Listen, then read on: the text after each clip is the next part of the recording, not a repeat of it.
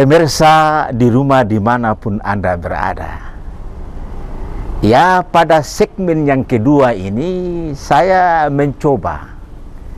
Kita ingat ketika Nabi Muhammad SAW mengutus Mu'adz bin Jabal, seorang sahabat yang cukup hebat, ya, ke negeri Yaman untuk menyampaikan dakwah.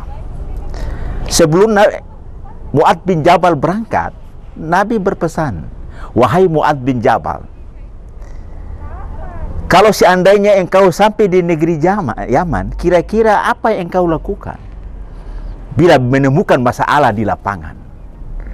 Mu'adz bin Jabal menyatakan segala sesuatu dan pendekatan Al-Quran 30 juz. Ya, memang begitu, memang Islam itu Al-Quran 30 juz. Nabi bertanya lagi, kalau seandainya engkau tidak menemukan dalam kitab suci Al-Quran 30 juz, ya, bagaimana cara engkau menyelesaikan masalah? Mu'adz bin Jabal menyatakan bahwa saya akan memutuskan dengan pendekatan kitab suci dengan hadis Nabi, pernyataan.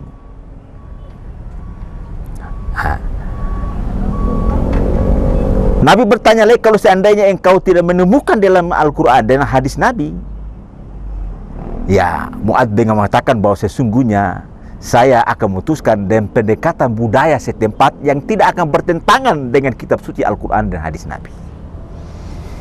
Ya, pernyataan Nabi ini ketong Tarawan ke Maluku Utara, sebenarnya kondisi itu juga dilakukan oleh ulama-ulama terdahulu kala. Nah, saya contohkan ada filosofi orang Maluku Utara dalam konteks seperti ini, ada pandangan hidup dalam bahasa Ternate, maaf dalam tanda kutip, disebutkan begini, "Tomaua hang moju koga ida disusira, tomali mau gapi jauh sengofangare." Kalau diterjemahkan secara bebas, ya, ini semacam ada pertanyaan, apa saja yang belum terjadi di muka bumi, apa lebih duluan yang terjadi? Kalau diterjemahkan bebas ini, maaf ini ini bahasa orang tua-tua ini. Artinya begini, apa saja yang terjadi di muka bumi belum terjadi, kira-kira apa yang lebih duluan? Ini kan itu pertanyaan filosofi begitu. Nah, lalu dijawab apa? Tumali mau gapi jauh sengofangare, artinya di atas tempat yang paling tinggi pengakuan antara Tuhan dan hambanya.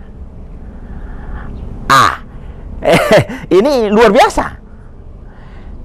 Kalau seandainya kita mencoba, kalau kita coba menganalogi dengan sebuah pernyataan syahadat, asyhadu an la ilaha illallah wa asyhadu anna Muhammadar Rasulullah.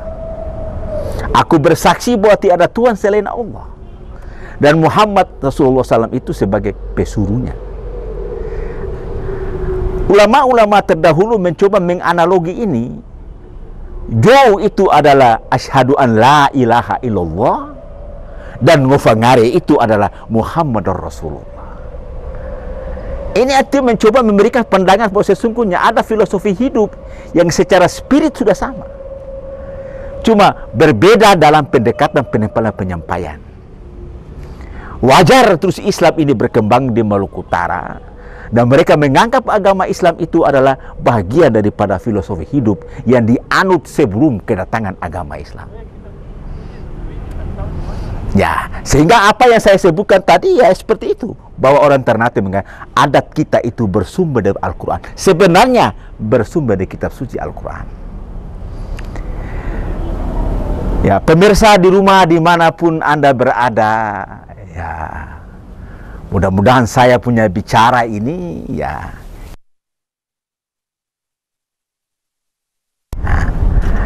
artinya begini, tugas kita sekarang memang adalah fakta-fakta sosiologi kita dari pendekatan ini. Situasi umat beragama kita ini, kalau menurut saya ada 3 model. Pertama, orang yang betul-betul menjadikan agama sebagai pandangan hidup, sebagai dasar hidup, sebagai pandangan hidup, dan sebagai tujuan hidup. Artinya dia betul-betul secara kafah mengamalkan ajaran agama. Ya. Ada kalau dalam Islam itu udkhulu fi silmi kafa. Ya. Yang kedua, ada orang juga hanya menjadikan Islam sebagai agama dalam pengertian pengakuan secara lisan,